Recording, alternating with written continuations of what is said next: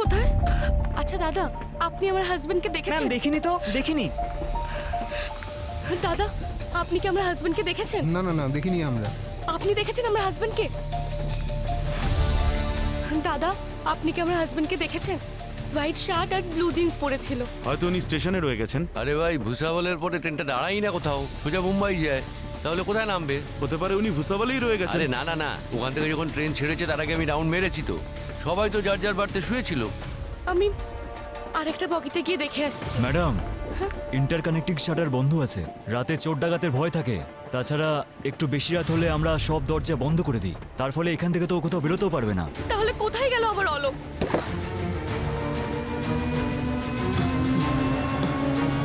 এসব কি? এসব কি? কেউ আছেন? এখানে রক্ত সিটের নিচে। শুনুন শুনুন, সাইডে যান। গোপাল, এটা খোলো।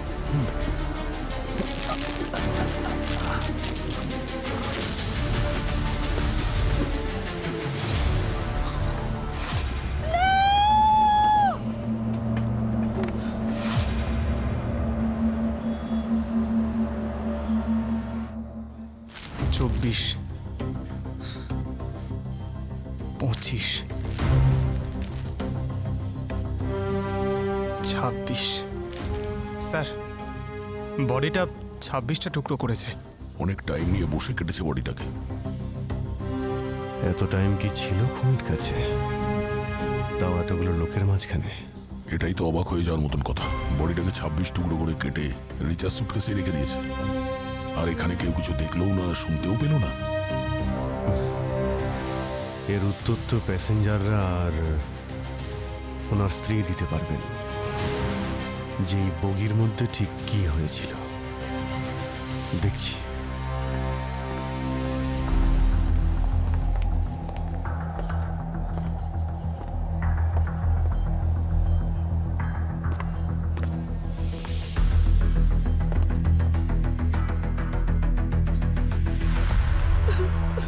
রিচা দেবী, আমি সিআইডি থেকে। আমার অলোক, আমার অলোককে ফিরিয়ে দিন স্যার। আমাকে ছেড়ে কিভাবে যেতে পারে? প্লিজ, আপনি নিজেকে শান্ত করুন। আপনার কেন মনে হচ্ছে যে ও আপনার স্বামী অলোক? ওনাকে তো চিনতেই পারা যাচ্ছে না। স্যার, ওই ব্রেসলেট, আংটি, ড্রেস সবই ওর ছিল। রাতে শোয়ার সময় এটা পরেই ঘুমিয়েছিল। ওনাকে ওয়েটিং রুমে নিয়ে যান। আপনি আপনি প্লিজ গিয়ে বিশ্রাম নিন।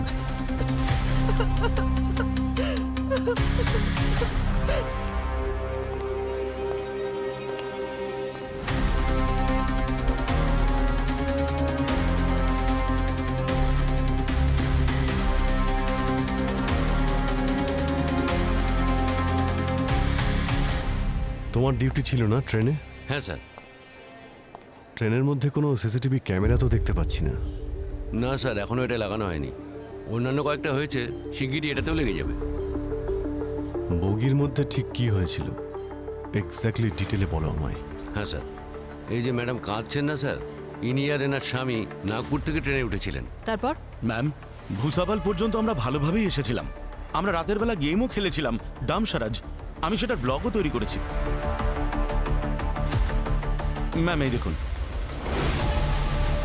তখন ধরুন রাত ওই 2:30 বাজে। ভোসাবল থেকে যখন ট্রেনটা ছেড়ে গেছে, তখন আমরা সবাই নিজের বাড়িতে শুতে চলে যাই।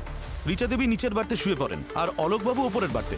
সকাল এই ধরুন 6:30টার সময় যখন ট্রেনটা মুম্বাই স্টেশনে পৌঁছবে, তখন রিচা দেবী জোরে জোরে চিৎকার করছিলেন, ওনার হাজব্যান্ডকে পাওয়া যাচ্ছে না, কোথায় গেলেন ওনার হাজব্যান্ড। আর এই ট্রেনের দরজাগুলো? স্যার, ভুসাবল থেকে ট্রেন কন্টিনিউয়াস চলে আর মুম্বাইতে এসেই থামে। 4.5 ঘন্টার জন্য আমি সব দরজা বন্ধ করে দিয়েছিলাম।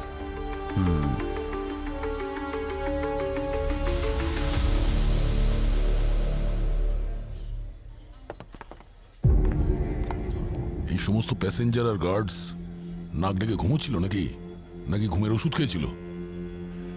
এত লোকজন ভর্তি বগিতে কেউ কিছু এখানে ঘটতে দেখেনি, শোনেওনি। কি করে সম্ভব? হ্যাঁ স্যার, হাড় তো ভীষণ শক্ত হয়, আর এটাকে কাটার জন্য ওয়েপন তো পাওয়ারফুল হওয়া দরকার। হ্যাঁ স্যার, এমন জাদু তো কোনো জাদুকরও দেখাতে পারবে না স্যার। এই বগিটা খুব ভালো করে সার্চ করো। যদি এই বডিটা ট্রেনের ভেতরে কাটা হয় তাহলে রক্তের ফোঁটা নিশ্চয়ই থাকবে। দেখো একটু। ম্যাডাম, আমার ঘুম হচ্ছে বিড়ালের মতো, যদি একটা ছুঁচো পড়ে না আমার ঘুম ভেঙে যায়। আর এখন তো জানতে পারছি একটা মানুষের মাথাটাই পুরো থেতলে দেওয়া হয়েছে, তার শরীরকে টুকরো টুকরো করে দেওয়া হয়েছে, আর আমি একটু আওয়াজও শুনতে পেলাম না। এটা তো কখনোই হতে পারে না। স্যার, আমাদের থেকে 10 ফুট দূরত্বে অলোক আর রিচার্জ সিট ছিল। আমি আর আমার সিনিয়র বন্ধু সারা রাত দরজার বাইরেই ছিলাম। আমরা থাকাতে তখন এসব কিছুই হয়নি। আর ঘুমের মধ্যে যদি কিছু হয়? আমি কিন্তু বুঝতে পারলাম না স্যার। আরে তোমাদের তো ঘুম তো পায় নাকি? 3টে থেকে 5টার মধ্যে এই সময়টা কিন্তু খুবই বিপজ্জনক। অনেককেই ঘুমোতে দেখেছি। যা বলবে খুব ভেবে চিন্তে বলবে। আমার কানে কিন্তু লাই ডিটেক্টর লাগানো আছে। স্যার, আমাদের ঘুমানোর জন্য নয়, মানুষের সুরক্ষার জন্য রাখা হয়েছে। আমরা সিআইডির লোক না হতে পারি, কিন্তু মানুষের জন্য আমরাও প্রাণ দিতে পারি। ভেরি গুড বিকাশ বাবু, খুব ভালো। এটাই তো চাই। আপনাকে আর আপনার টিমকে আমি কোনো সন্দেহ করছি না, কিন্তু কি করব, আমাদের কাজটাই সন্দেহ করা।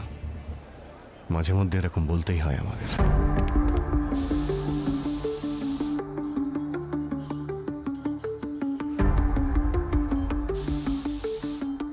ট্রেনটা 7টার সময় ছাড়ে নাগপুর থেকে, আর ভূষাবাল স্টেশনে পৌঁছয় রাত 2:30টার সময়। আর ট্রেনটা যখন 6:30টার সময় মুম্বাইতে পৌঁছয় তো অলোকের ডেড বডি পাওয়া যায় সুটকেসের ভিতরে। মানে যা কিছুই হয়েছে রাত 2:30টা থেকে সকাল 6:30টার মধ্যেই হয়েছে, যখন ট্রেনটা চলছিল। 27 জন প্যাসেঞ্জার থাকা সত্ত্বেও? কিন্তু ওরা যে বলছে ওরা কিছুই জানে না। হয় এরা সবাই সত্যি বলছে, নয়তো এরা সবাই মিলে মেরেছে অলোককে। স্যার, স্যার পুরো বগি চেক করেছি, কিন্তু যে ব্যাগটা থেকে রক্ত ঝরে পড়ছে সেই ব্যাগটা ছাড়া আর কোথাও কোনো রক্ত নেই। তার মানে খুনি খুব ভালো করে পরিষ্কার করেছে বগিটার। কোনো মার্ডার ওয়েপন কিছু পেয়েছো? না স্যার, কোথাও কিছু পাওয়া যায়নি। রক্তের ফোঁটা শুধু ব্যাগের আশেপাশেই রয়েছে।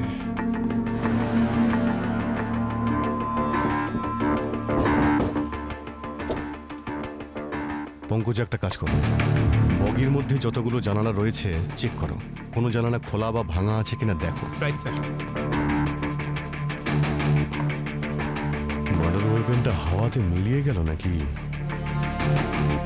একটা কাজ করি দয়া, প্যাসেঞ্জারদের যতগুলো ব্যাগ আছে সবকটা চেক করে দেখি। যদি মার্ডার ওয়েপন বাইরে না ফেলা হয় তাহলে কারো না কারো ব্যাগে অবশ্যই পাওয়া যাবে।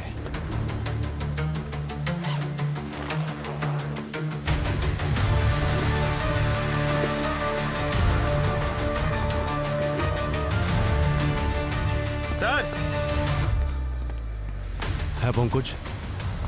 স্যার এই বগির যে জানলাগুলো আছে সবকটাই ঠিকঠাক স্যার, একটাও ভাঙা না। ইনফ্যাক্ট এমার্জেন্সি সিলের যে রাবারটা সেটা আনটাচড। আচ্ছা, আপনারা একটা কথা বলুন তো, ভূষাবল স্টেশনের পরে কাউকে সিট থেকে নেমে যাতায়াত করতে দেখেছিলেন কি আপনারা? একটু ভালো করে ভেবে বলুন তো।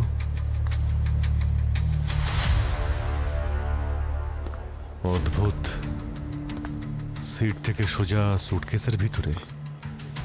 স্যার, একটা শেভিং ব্লেডও পাওয়া যায়নি কারোর ব্যাগ থেকে। অদ্ভুত ব্যাপার অভিজিৎ, চলন্ত ট্রেনে খুন হয়েছে। ট্রেন কোথাও দাঁড়ায়নি, কেউ ট্রেন থেকে নামেও নি, কেউ ট্রেনে ওঠেও নি। আর যত প্যাসেঞ্জার আছে তাদের মধ্যে কেউ খুনিকে দেখেও নি। তার উপরে মার্ডার ওয়েপন সেটাও পাওয়া যায়নি। লাশটা টুকরো টুকরো করে সুটকেসের মধ্যে ভরে দেওয়া হয়, কিন্তু বগিতে কোথাও রক্তের চিহ্নও নেই, শুধু ওই সুটকেস ছাড়া যার মধ্যে লাশ ছিল। সব দরজা বন্ধ ছিল, আর এদিকে আরপিএফরা নিজেদের ডিউটি করছিল। তাহলে খুনি এলো কোথা থেকে আর কোথায় উধাও হয়ে গেল? খুনি নয়, ভূত। হ্যাঁ? আমার মনে হচ্ছে কোনো ভূতের গন্ডগোল আছে। আমি কাল রাতে একটা সাউথ ইন্ডিয়ান ফিল্ম দেখছিলাম। ভূত নিজের মৃত্যুর প্রতিশোধ নেওয়ার জন্য ট্রেনে আসে। কি স্যার, আপনিও না, ভূত বলে কিছু হয় না। দেখো দয়া, যদি চলন্ত ট্রেনের বগি থেকে কেউ বাইরে না যায় আর কেউ ভিতরে না আসে, তাহলে এর মানে পরিষ্কার খুনি এদের মধ্যেই কেউ হবে। আরে কি মজা করছেন sir?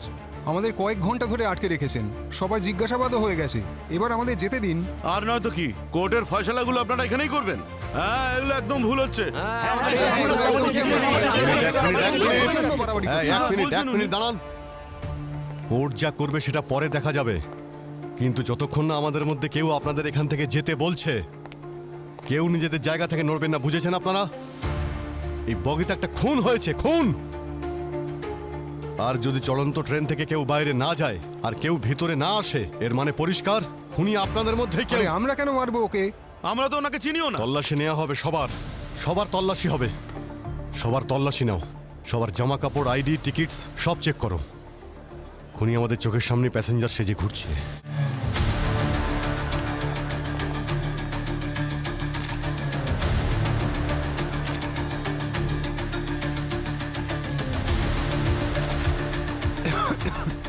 Thank you. Welcome. Sir, সমস্ত প্যাসেঞ্জার চেক হয়ে গেছে, কিন্তু কিছু পাওয়া যায়নি। পেয়েছি স্যার, পেয়ে গেছি। খুনিকে পেয়ে গেছি স্যার। আমি বলছি, এই পুরো বগিটাতে 27 জন লোক ছিল, এখন আমাদের সামনে 26 জন দাঁড়িয়ে আছে, মানে 27 নম্বর জনই খুনি স্যার। যেই ট্রেনটা থামলো অমনি পগার পার ও পালিয়ে গেল। বলছি দাদা, 27 নম্বর প্যাসেঞ্জার ট্রেন থেকে পালায়নি। 27 নম্বর প্যাসেঞ্জার লাল সুটকেসের মধ্যে মরে পড়ে আছে, অলোক। এবার নিশ্চয়ই আপনি বুঝতে পেরেছেন পঙ্কজ বাবু। Sorry sir, sorry. পঙ্কজ, লাশটাকে পোস্টমর্টমের জন্য পাঠিয়ে দাও, ওকে? হ্যাঁ sir, sorry sir, sorry sorry. Abhijit, আমরা বরং আরেকবার অলোকের স্ত্রীকে জিজ্ঞাসাবাদ করি। না মানে বুঝতে পারছি না, যদি ওই খুনি চাইতো লাশটাকে তাহলে ট্রেনের বাইরে ফেলতে পারতো বা নিজের সঙ্গে নিয়ে যেতে পারতো, কিন্তু এটা করেনি। ও রিচার স্বামীকে মেরে ওর লাশটাকে রিচার সুটকেসেই কেন রেখে দিল? আপনারা আমাকে সন্দেহ করছেন স্যার? আমি আর অলোক একে অপরকে খুব ভালোবাসতাম। আপনি যাকে ইচ্ছা জিজ্ঞেস করুন, হ্যাঁ, কিন্তু আমি এতটা কষ্টে আছি, আর তার উপর আপনারা। দেখুন, আমাদের কাজই হলো বিভিন্ন ধরনের প্রশ্ন করা, যাতে আমরা খুনিকে ধরতে পারি। এই 26 জন প্যাসেঞ্জারদের মধ্যে আপনিও ছিলেন বগিতে, তাই যতটা আমরা ওনাদের সন্দেহ করছি ততটা আপনাকেও। কি করে? সবকিছু তো আপনার সামনেই আছে স্যার। যদি আমি অলোকের সাথে কিছু করতাম, তাহলে আশেপাশের লোকজন জানতে পেরে যেত। দেখুন স্যার, আপনারা এখানে নিজের সময় নষ্ট করার পরিবর্তে বরং খুনিকে গিয়ে খুঁজুন। কোনো কারণ ছাড়াই আমাকে হ্যারাস করছেন। সুটকেস লক তুমি করেছিলে? হ্যাঁ, চাবি আমার কাছেই আছে। তাহলে তুমি ছাড়া সুটকেস খুলে কেউ ওই লাশটা তোমার সুটকেসের মধ্যে কি করে রাখতে পারে বলো?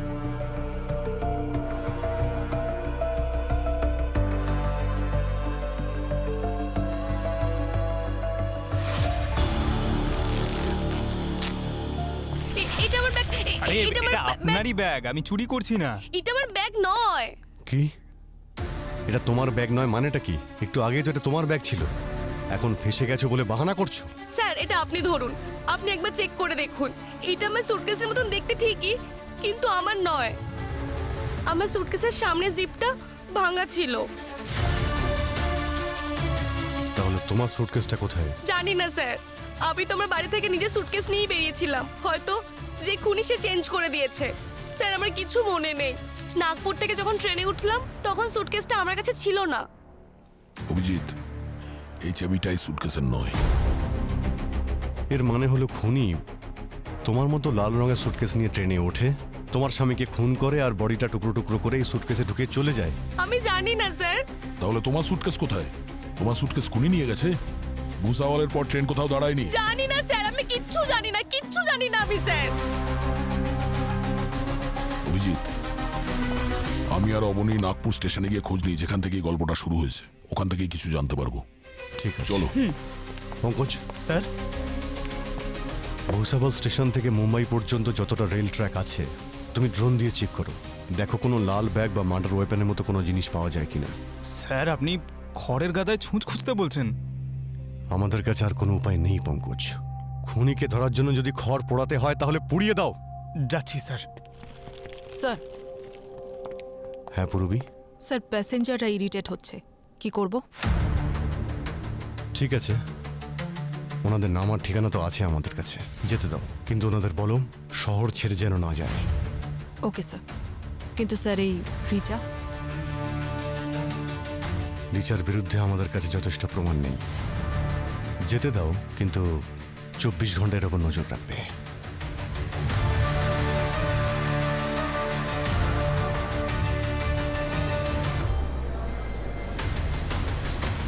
স্যার এটা মুম্বাই এক্সপ্রেস নাগপুর। এই সেকেন্ড এসি যে বগি আছে ওর সামনে যে সিসিটিভি ক্যামেরা আছে ওর ফুটেজটা দেখো। এটা সেকেন্ড হ্যাঁ এসি? স্যার।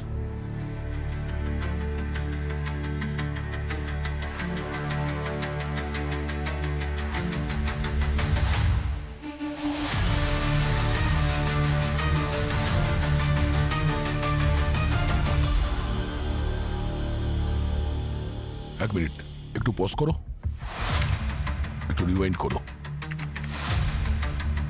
1 মিনিট পজ করো।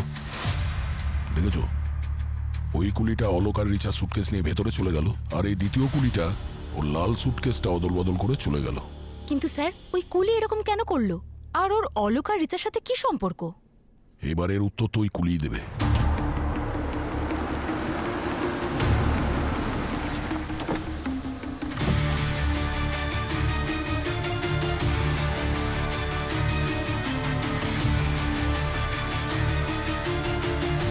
এই সেই কুলি।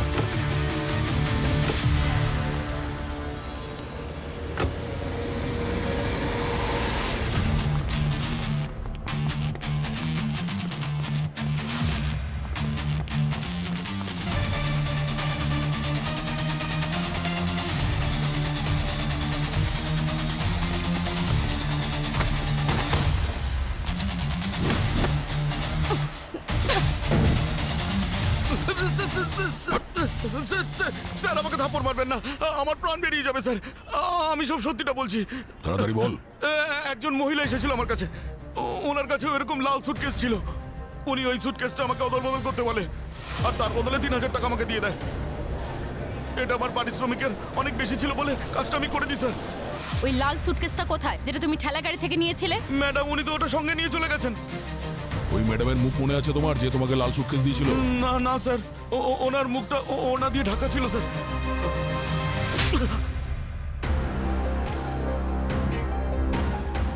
স্যার, রিচার্ড সত্যি কথা বলছিল। ও একদমই জানতো না যে ওর সুটকেস কোথায় কখন বদলানো হয়েছে। নাগপুর স্টেশনে একজন কুলিকে পেয়েছি স্যার, যে টাকার লোভে পড়ে এই কাজটা করেছে। ওকে কোনো মহিলা এই কাজটা করার জন্য টাকা দিয়েছিল। ওই মেয়েটার মুখ দেখেনি স্যার, মুখটা ঢাকা ছিল। পঙ্কজ, ট্র্যাকে কিছু পেলে? স্যার, ভুসাবল থেকে মুম্বাই পর্যন্ত পুরো ট্র্যাক চেক করেছি, আর ফিরে আসার পর ড্রোনের সব ফুটেজ চেক করেছি আমি, কিন্তু কোথাও কিছু পাইনি। পুরবি, স্যার আজ কিছু আত্মীয়রা দেখা করতে আসছে, কিন্তু রিচা আর ওর বাড়ির লোক কেউ বাইরে বেরোয়নি। স্যার আমি আশেপাশে কিছু লোককে জিজ্ঞেস করেছি, সবাই এটাই বলছে যে রিচা আর অলোকের সম্পর্ক খুবই ভালো ছিল। যখনই দেখা যেত একসঙ্গেই ওদের দেখা যেত, আর ওদেরকে হ্যাপি বলেই মনে হতো। তার মানে ওই সুটকেস যেটা চেঞ্জ হয়ে ভেতরে আসে, গোলমাল সমস্ত ওই সুটকেসেই অভিজিৎ। আর এই সমস্ত ক্রিয়াকর্ম ওই রিচাই নিশ্চয়ই করেছে, যাতে ধরা পড়লে সুটকেসটা চেঞ্জ করার বাহানা দিয়ে ও পার পেয়ে যাবে। স্যার, কিন্তু একটা কথা বুঝতে পারছি না, ওই ওই লাল সুটকেসে কি ছিল? Murder weapon? আর নয়তো ওই খুনি নিজে ওই ব্যাগের মধ্যে এসেছিল, বাইরে বেরিয়ে অলোককে খুন করলো, আর তারপরে পালিয়ে গেল। কিন্তু সুটকেস তো বাইরে থেকে লক করা ছিল। সুটকেসটা খুললো কে, আর অলোকের ডেড বডি ভিতরে ঢোকালো কি করে? তাহলে এর উত্তরটা অভিজিৎ একমাত্র অলোকের লাশই বলতে পারবে। কত দিন জল দেয়া হয়নি, শুকিয়ে গেছে। Sorry sorry.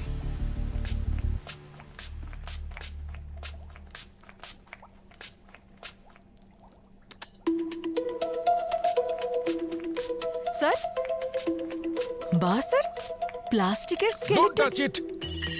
এটা একজন খিটখিটে লোক আমায় গিফট করেছে। স্যার একটা কথা জিজ্ঞেস করব? করো। স্যার এসিপি স্যার কি এই মডার্ন টেকনোলজির ব্যাপারে ওয়েল আপডেটেড? ওর নাম এসিপি প্রদ্যুমন। এসিপির মস্তিষ্ক এআই এর থেকেও বেশি developed, and never ask this kind of questions. Particularly regarding ACP সাহেব।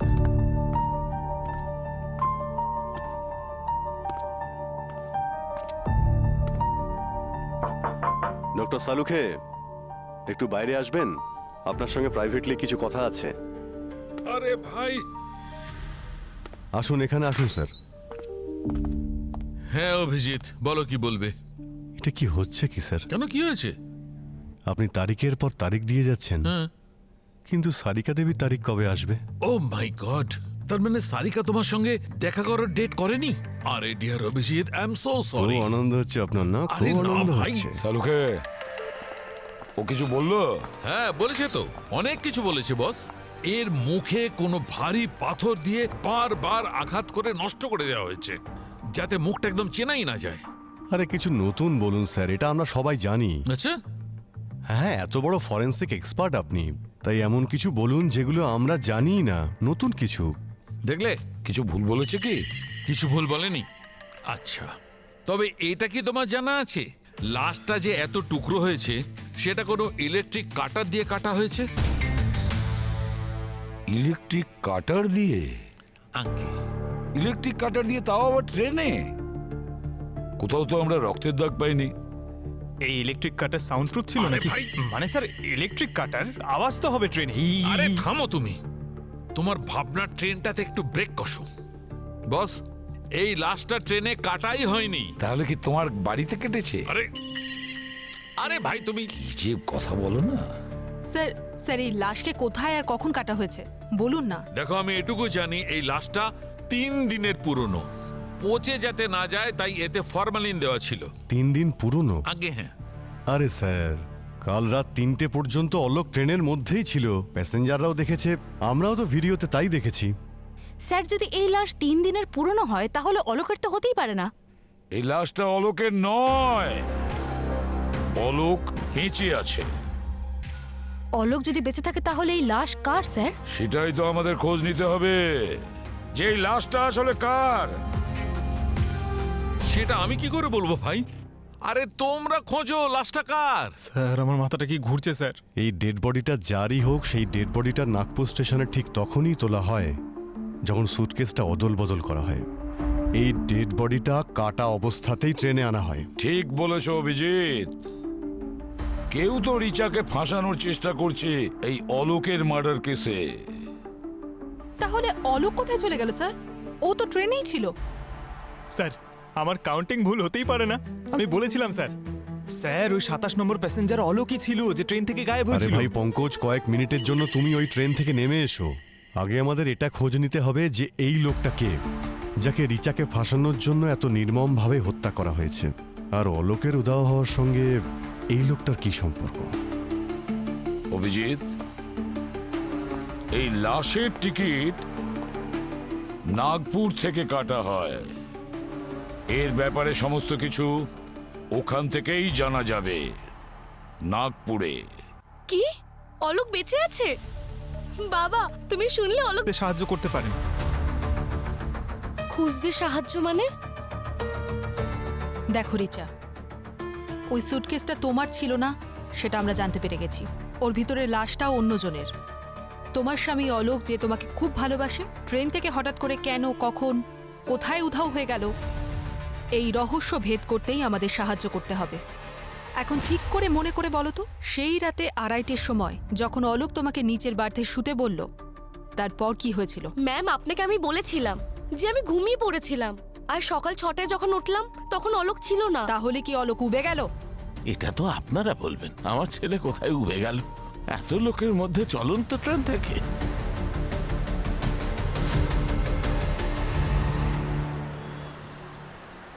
পুরনো কথাগুলো আমি আরো একবার রিপিট করছি যে অলোক আর রিচা নাগপুর থেকে স্টেশনে ওঠে, মাঝপথে ওরা দুজন খাবার খায়, গেম খেলে, তারপর একটু মজা করে, আর তারপরে রাত 2:30টার সময় যখন ট্রেন ভুসাবল থেকে ছাড়ে তখন অলোক তার স্ত্রী রিচাকে এই বাড়তে শুইয়ে দেয়, আর তারপর নিজে শোবে বলে ওপরের বাড়তে উঠে যায়।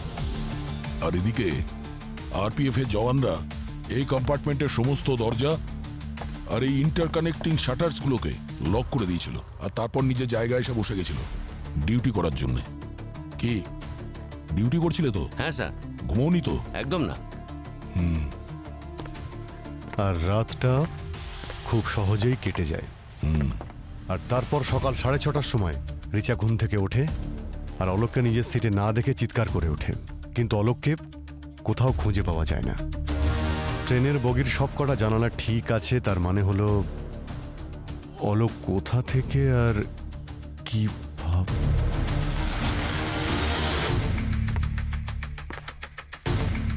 এই বার্থের প্যাসেঞ্জার কোথায়, কে? স্যার জ্যোতি নামের একটা মেয়ে পূরবীকে আনতে গেছে। জ্যোতি? স্যার, জ্যোতির ফোন বন্ধ আর ওর বাড়িতেও এখন তালা লাগানো। এই জ্যোতি সেই না ওই দিন প্ল্যাটফর্মে জিজ্ঞাসাবাদের সময় খুব কাশ ছিল? হ্যাঁ স্যার। সেই দিনও ওই মহিলা এই বাড়িতে শুয়েছিল স্যার, আর ভীষণ নাক ডাক ছিল, সারাক্ষণ চাদর মুড়ি দিয়ে শুয়েছিল। ট্রেন যেই মুম্বাইতে পৌঁছলো তখনই একবারের জন্য ওনার মুখটা দেখতে পাই। মুখ ঢাকা ছিল। আর এখন ওকে পাওয়াও যাচ্ছে না।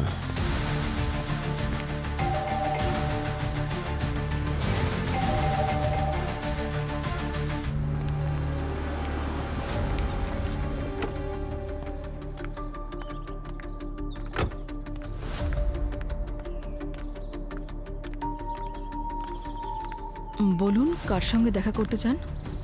অ্যাকচুয়ালি আমরা জ্যোতির সঙ্গে দেখা করতে চাই। আমি জ্যোতি, বলুন কি দরকার?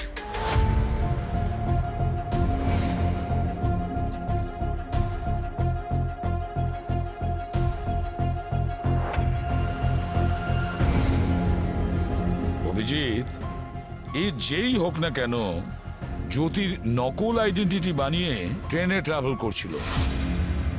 কিন্তু স্যার আসল জ্যোতির সঙ্গে ওর কি সম্পর্ক? কারণ ওর কাছে জ্যোতির আইডি, অ্যাড্রেস প্রুফ সব ছিল।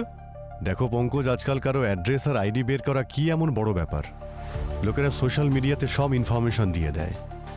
এই জ্যোতিও ওখান থেকে হয়তো বের করেছে। অবনী। হ্যাঁ স্যার। আচ্ছা, তুমি কি এআই ইউজ করে এই মেয়েটির ফেস একটা ছেলের ফেসে কনভার্ট করতে পারবে? আমি বলতে চাইছি, তুমি জেন্ডার চেঞ্জ করতে পারবে? হ্যাঁ স্যার, এআই সফটওয়্যার দিয়ে হয়ে যাবে। তাহলে তাড়াতাড়ি করো অবনী। এটা তো জানতে পারবো যে এই নকল ফেসের পেছনে আসল ফেস কোথায় লুকিয়ে আছে।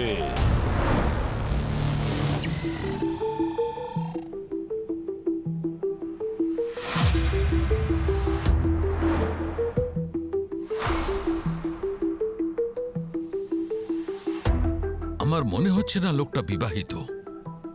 এই আংটিটাও মনে হয় এর নয়। আমার মনে হয় এটা পরিয়ে দেওয়া হয়েছে মৃত্যুর পরে।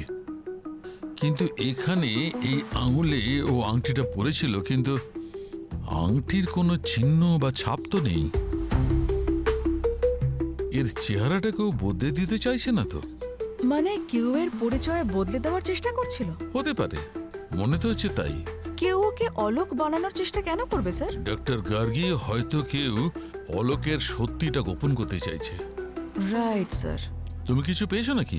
হ্যাঁ স্যার, ওর পায়ের নিচের চামড়াটা কেউ কেটেছে। কেটেছে? পায়ের চামড়া কেন কাটবে?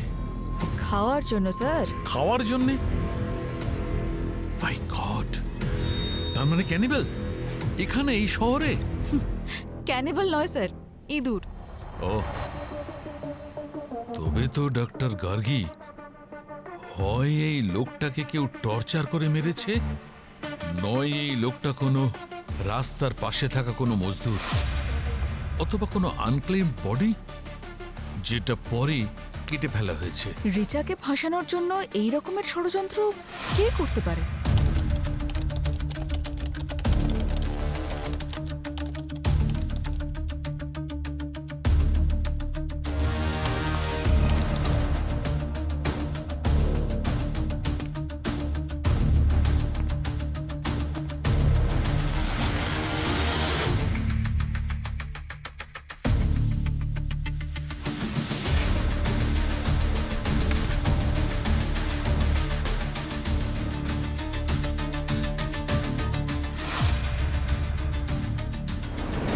অলোক? অলোক? তাহলে এই অলোকই জ্যোতি সেজে ওর সিটে বসেছিল? কিন্তু স্যার ওই সিট নাম্বার 12তে কে ছিল? কিন্তু প্যাসেঞ্জাররা তো বলছিল ওখানে নাকি কেউ শুয়ে সারাদিন নাক ডাকছিল। যদিও রিচার স্বামী অলোক হয়ে থাকে, তাহলে রিচা ওকে চিনতে পারলো না কেন যখন ও জ্যোতি সেজে ঘুরে বেড়াচ্ছিল? এটা কোনো মুভি স্টোরি নয় যেখানে হিরো কস্টিউম আর হেয়ার স্টাইল বদলে হিরোইনের সামনে ঘুরে বেড়াবে আর ওকে চিনতেই পারবে না। অভিজিৎ, এর মধ্যে অনেক কিছু গোলমাল আছে। এরা স্বামী স্ত্রী দুজনে মিলে নিশ্চয়ই কোনো স্টোরি ক্রিয়েট করছে। কিন্তু এত নাটক কেন করেছে? এত নাটক কেন করেছে এর উত্তর একমাত্র রিচাই দিতে পারবে। এসব কি বলছেন আপনারা? আমার ছেলে এমনটা করবে কেন? সেটা তো আপনার বৌমা রিচাই বলতে পারবে। কোথায় উনি? ডেকে আনুন তো। আমি ডাকছি। বৌদি, বৌদি, বৌদি কোথায়? বৌদি, বৌদি ঘরে নেই। রিচা, রিচা,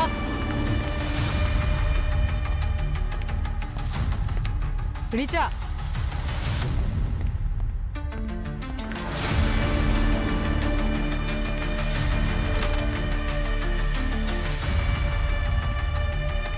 জামা কাপড় কোথায় রাখে?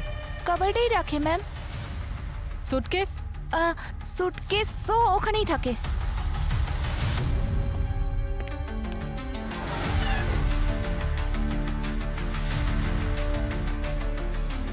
স্যার, ও পালিয়েছে।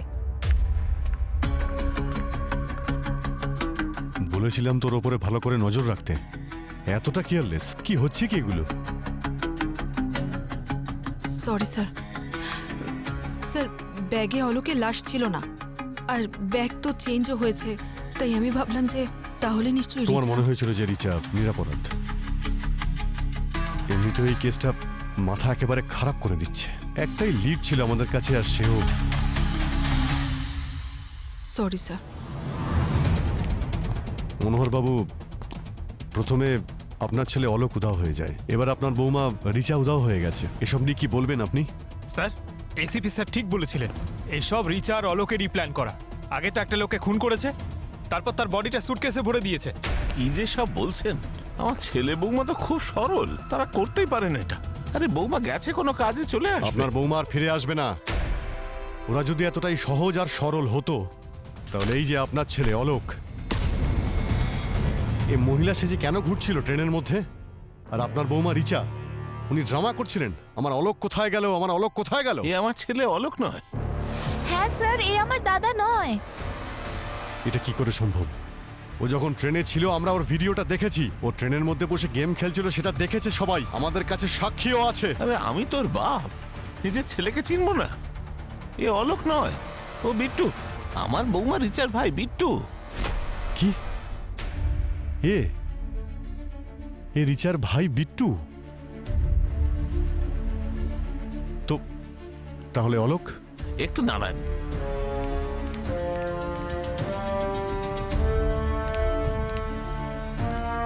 এই হলো আমার ছেলে অলোক।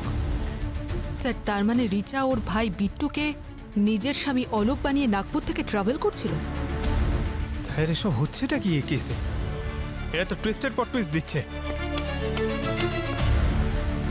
এরা দুই ভাই বোন মিলে যে কি প্ল্যান করছে সেটা তো আমি বুঝতেই পারছি না। তবে অলোককে এখনো পর্যন্ত পাওয়া যাচ্ছে না। আবার এমনটা নয় তো যে ওই লাল সুটকেসে অলোকের। আচ্ছা, 16ই ডিসেম্বরে যখন রিচা স্টেশনে যাওয়ার জন্য বেরোয়, তখন অলোক আর বিট্টু কি ওর সঙ্গে ছিল? তিনজনই তো একসঙ্গে বেরিয়েছিল। না স্যার, শুধু রিচা আর জামাই বেরিয়েছিল মুম্বাই যাবে বলে। আচ্ছা, যদি অলোকের সঙ্গে রিচা স্টেশনে যাওয়ার জন্য বেরিয়ে থাকে, তো তাহলে ট্রেনের ভিতরে বিট্টু কেন অলোক সেজে ঘুরে বেড়াচ্ছিল? প্যাসেঞ্জাররা তো বলছিল দুজনে হাজব্যান্ড ওয়াইফ সেজে ঘুরে বেড়াচ্ছিল। এটা কি বলছেন? ও তো অলোকের সাথে বেরিয়েছিল স্যার। এই তুমি ছবিটা দেখাও।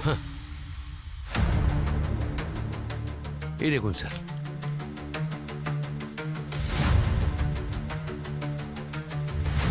আপনার ছেলে বিট্টু এখন কোথায়? ও স্যার জানি না, সেদিনের পর থেকে ও ঘরে ফেরেনি। কিন্তু অদ্ভুত কেস ভাই। রিচা ওই দিন আসল অলোকের সঙ্গে এখান থেকে বেরিয়েছিল, আর রাস্তাতে অলোক কোথাও উধাও হয়ে যায়, আর বিট্টু অলোক সেজে ট্রেনে ওঠে। স্যার, সুটকেসের মধ্যে যে লাশটা পাওয়া গেছিল সেটা অলোকের নয়, সেটা কনফার্ম। কি? তাহলে কার? স্যার, ওটা বেওয়ারিশ। এই পাশেরই একটি মর্গ থেকে একজন মহিলা কিনেছিল ওয়ার্ডবয়ের থ্রু দিয়ে। ওই মেয়েটার মুখ দেখেছে ওই ওয়ার্ড বয়? না স্যার, উনি বললেন যে ওনার মুখ নাকি ওড়না দিয়ে ঢাকা ছিল। যাই বলো না অভিজিৎ, এই মেয়েটা সেই যে কুলিকে টাকা দিয়ে সুটকেস বদলেছিল। স্যার, বিট্টু যদি জ্যোতি হয়ে ট্রেনে ট্রাভেল করতে পারে, তাহলে মেয়ে সেজে বডিও তো কিনতে পারে। কিন্তু বডিটা ট্রেনে রেখে বিট্টু রিচাকে কেন ফাঁসাতে যাবে? আচ্ছা, এক মিনিট, আপনি ওই ছবিটা আমাকে আরেকবার দেখান তো। হ্যাঁ স্যার, এই যে দেখুন স্যার।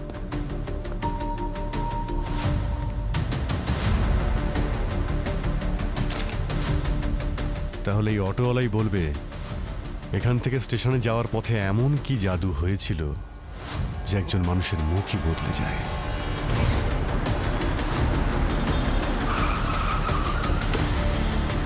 এ তো দেখছি সেই অটোটা যাতে রিচা আর অলোক স্টেশনে ভাই, গিয়েছিল। নাগপুর স্টেশন যাবে? হ্যাঁ, বসুন।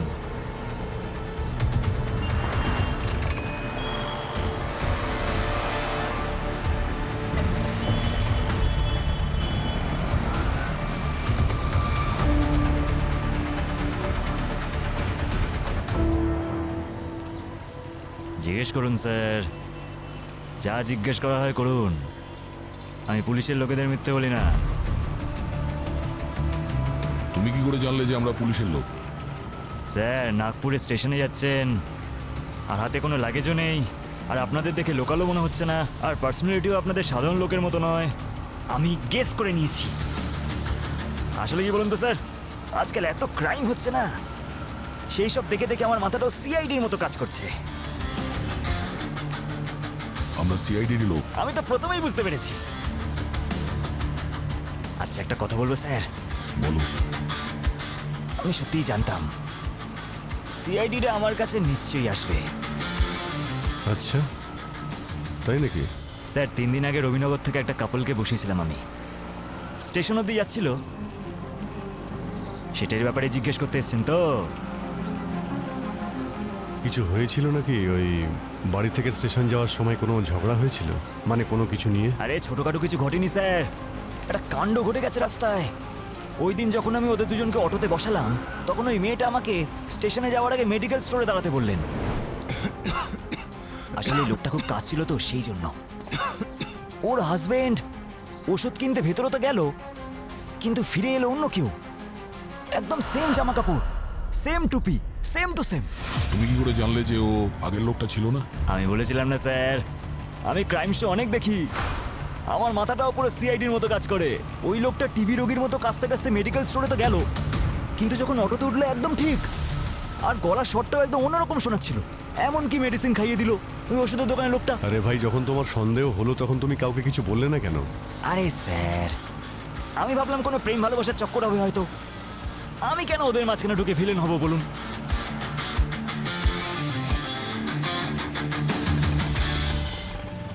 কি হলো কি ভাই, এখানে কেন থামালে? স্যার, এখন নিশ্চয়ই আপনারা মেডিকেল স্টোরে যাবেন।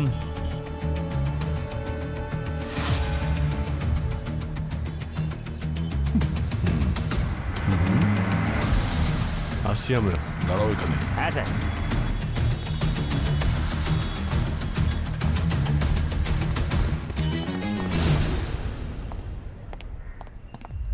আমি কথা বলছি। আরে দাদা, এই যে আমার বন্ধুটা না, এর মুখ দেখতে দেখতে না আমি বোর হয়ে গেছি। এমন কিছু ওষুধ দিন যাতে করে এই চোখ মুখ একেবারে বদলে যায়। দেখুন দাদা, এইরকম তো কোনো ওষুধ নেই, আর মুখটাই যদি বদলাতে হয় তো প্লাস্টিক সার্জারি করান। আরে কি বলছেন কি দাদা আপনি? প্লাস্টিক সার্জারির আবার কিসের প্রয়োজন? এই 2-3 দিন আগে আপনার কাছে আমার এক বন্ধু এসেছিল, আপনার ওষুধ খেয়ে একেবারে চেঞ্জ হয়ে গেছে। হ্যাঁ, একরকম হয়ে এসেছিল এখানে আর অন্য রকম হয়ে বেরিয়ে গেল এখান থেকে। তোমরা দুজন নেশা টেশা করে আসুনি তো? তোমরা জানো না আমি কে? একবার যদি আমার মাথাটা বিগড়ে যায় না, ভূমিকম্প হয়ে যাবে, ভূমিকম্প। যাও, বেরো এখান থেকে, নইলে। হ্যাঁ, ভূমিকম্প তো হবেই। আমরা সিআইডি অফিসার।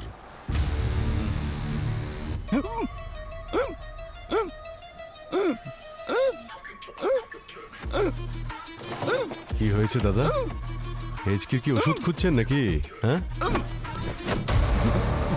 যখন দয়ার হাত পড়ে না, তখন অনেক বড় বড় হনুর হেঁচকি বন্ধ হয়ে যায়।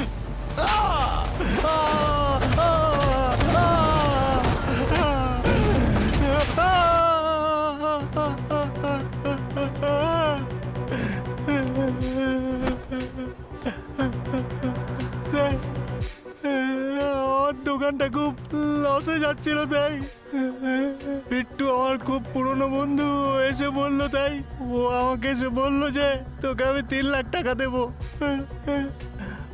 ওর জামাইবাবু অলোককে মার্ডার করতে হবে।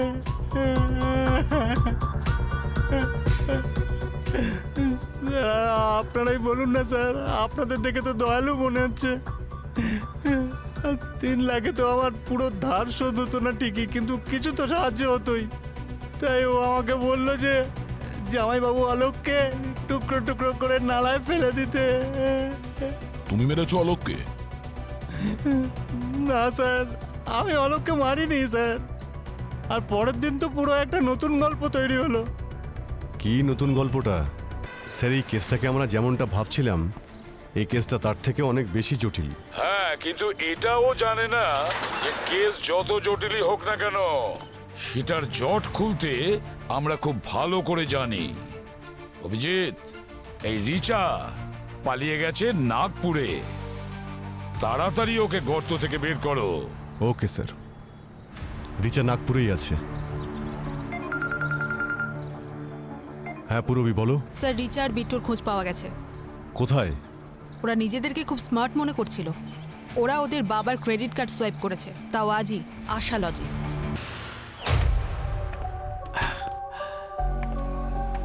আমার মনে হয় আমাদের দুজনের নেপাল চলে যাওয়া উচিত। ওখানে আমার ভালো চেনা জানা আছে, দুজনেই সেফ থাকবো। কে? রুম সার্ভিস আমি দেখছি।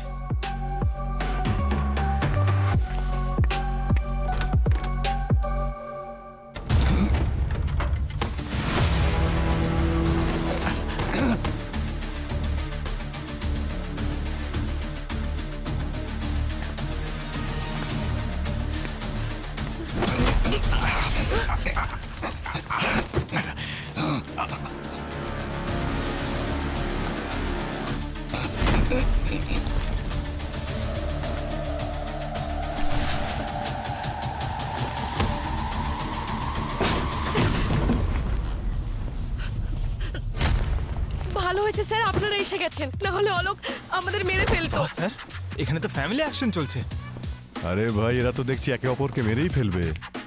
আমি এসব ভায়োলেন্স আবার দেখতে পারি না। ভাই দয়া, গিয়ে থামাও না ওদের।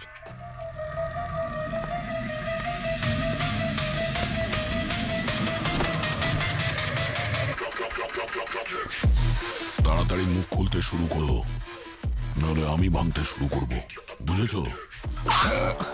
বাহ বাহ বাহ, তোমরা তো ডেইলি শপের ভালো ড্রামা বানিয়েছো দেখছি। ওয়াইফ তার শালার সঙ্গে মিলে জামাইবাবুকে খুন করার প্ল্যান তৈরি করে, কিন্তু জামাইবাবু তার স্ত্রী আর শালার প্ল্যানটা পুরো ভেস্তে দেয়।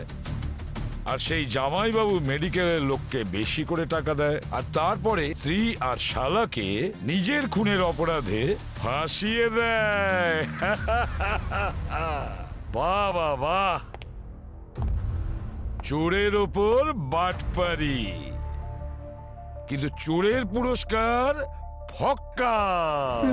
স্যার, পরের দিন অলোক এলো আর এসে বললো যে বিট্টু আর আমার বিষয়ে ও সব জেনে গেছে, আর ও আমাকে কাউন্টার অফার দিল, আর আমায় স্পষ্ট বললো যে আমাকে 6 লাখ টাকা দেবে। আর আমার খুব টাকার দরকার ছিল, তাই আমি ওর প্রস্তাবে রাজি হয়ে গেলাম। আর ও এটাও বললো যে বিট্টুকে বলে দিও যে তুমি অলোককে মেরে ফেলেছো। যদি এখন উত্তর দাও, শাস্তি কম হলেও হতে পারে। এবারে তাড়াতাড়ি বলো। বিট্টু একটা পঞ্জি স্কিমে টাকা ডাবল করার জন্য অলোকের কাছ থেকে 30 লাখ টাকা নিয়েছিল, কিন্তু সব টাকা হেরে যাওয়ার পর অলোক বিট্টুকে বলেছিল আমাদের নাগপুরের বাড়িটা অলোকের নামে করে দিতে। বাড়িটা যদি জামাইবাবুর নামে লিখে দিতাম তাহলে বয়স্ক মা বাবাকে নিয়ে রাস্তায় নামতে হতো। এই জন্য আমরা দুজনে মিলে প্ল্যান করেছিলাম যে জামাইবাবুকে মেরে ফেলবো। কিন্তু আমি ভয় পেয়েছিলাম যাতে বিট্টু অলোকের খুনের দায়ে ধরা না পড়ে যায়। এই জন্য আমি বিট্টুকে আইডিয়া দিয়েছিলাম যাতে ও যেন অলোক সেজে আমার সাথে ট্রেনে উঠে পড়ে আর ঠিক সময় বুঝে ট্রেন থেকে নেমে পড়ে। আর যদি অলোকের ডেড বডি পাওয়াও যায় তাহলে আমার কাছে প্রমাণ থাকতো যে অলোক তো ট্রেন থেকে উধাও হয়ে গেছিল। আর এটা পুলিশ কখনোই জানতে পারতো না যে অলোককে কে আর কখন মেরেছে। স্যার আমার কি ভুল ছিল? আমি বিট্টুকে টাকা ধার দিয়েছিলাম, তো আমি তো আমার টাকা ফেরত চাইবই না। তার মানে তো এটা নয় না যে ওরা আমাকে মেরে ফেলবে। সেই জন্য যখন এদের প্ল্যান শুনলাম তখন আমি এদেরই ফাঁসানোর প্ল্যান করলাম। আমি তখন মহিলার ছদ্মবেশে একটা লাশের ব্যবস্থা করলাম আর ওই মহিলার ছদ্মবেশে কুলিকে সেটিং করলাম যাতে ট্রেনে আমার লাশ পাওয়া যায় আর রিচার ফাঁসি হয়ে যাক। এদের দুজনের সঙ্গে এরকমই হওয়া উচিত স্যার, বরং আমার সারা জীবন আফসোস থাকবে যে এদের দুজনকে আমি নিজের হাতে মারলাম না কেন। স্যার সব রহস্যই ভেদ হলো, কিন্তু একটাই থেকে গেল। তুমি অলোক হয়ে যদি ট্রেনে বসেছিলে তাহলে চাদরের তলায় নাক ডাকছিল কে? চাদরের তলায় তোষক ছিল। আর নাক ঢাকা সাউন্ড রেকর্ড করে আমরা সেটা অন করে দিয়েছিলাম। বাহ, প্ল্যানটা তো তোমরা অনেক ভেবে চিন্তে করেছিলে দেখছি। কিন্তু একটা কথা মনে রেখো, ক্রাইম কোনোদিন পারফেক্ট হয় না। সে অপরাধী যত চালাকই হোক না কেন, শেষমেশ ধরা সে পড়বেই। লোভ আর প্রতিশোধের ভাবনায় তোমরা অন্ধ হয়ে গিয়েছিলে। এবার সারা জীবন জেলের ভেতরে ছটপট করো। নিয়ে যাও এদের।